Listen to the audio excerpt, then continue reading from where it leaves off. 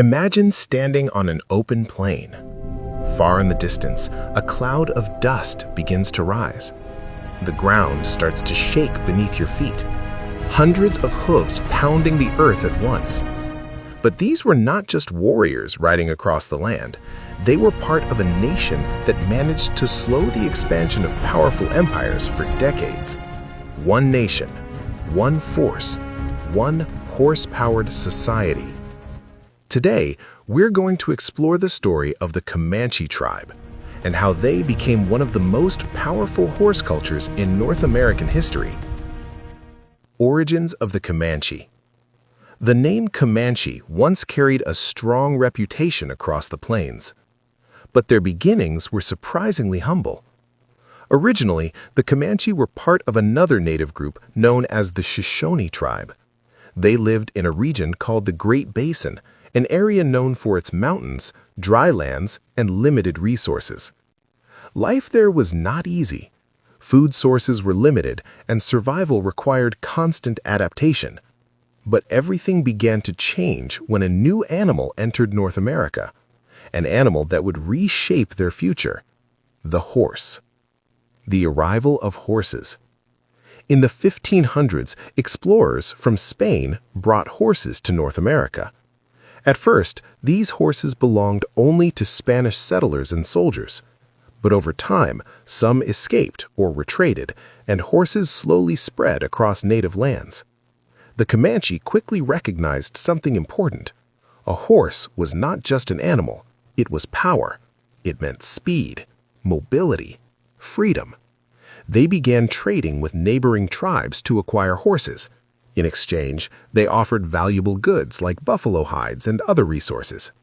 Within a relatively short time, the Comanche transformed themselves into skilled riders. This moment marked the beginning of their rise. Masters of horse riding. In Comanche society, learning to ride began at a very young age.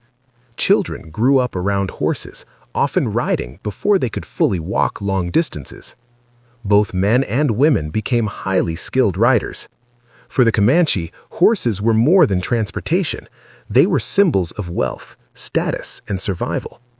Historical estimates suggest that at their peak, many Comanche families owned multiple horses.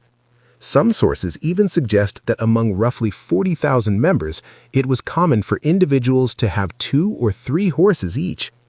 Imagine an entire nation built around movement, built around speed. The Comanche also developed specialized techniques to capture wild horses. They used ropes to carefully loop around a horse's neck. Then, step by step, they would tire the animal and gradually train it to accept human presence. This deep understanding of horses made them different from many other groups. It gave them a powerful advantage. Expansion across the plains. With horses, the Comanche were no longer limited to mountain regions. They began moving into the vast open plains, especially into areas that today include Colorado and Kansas.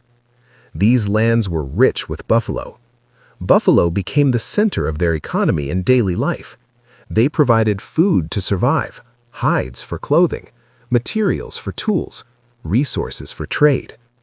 Horses and buffalo together created a powerful foundation.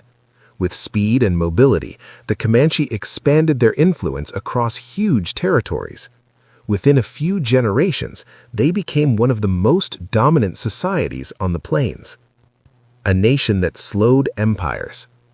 As European powers attempted to expand deeper into North America, they encountered serious resistance, and one of the strongest obstacles they faced was the Comanche.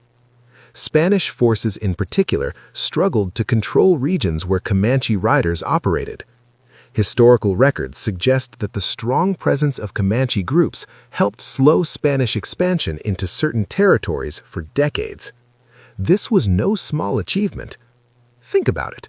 A single native nation, using mobility, strategy, and deep knowledge of the land, managed to challenge organized imperial forces.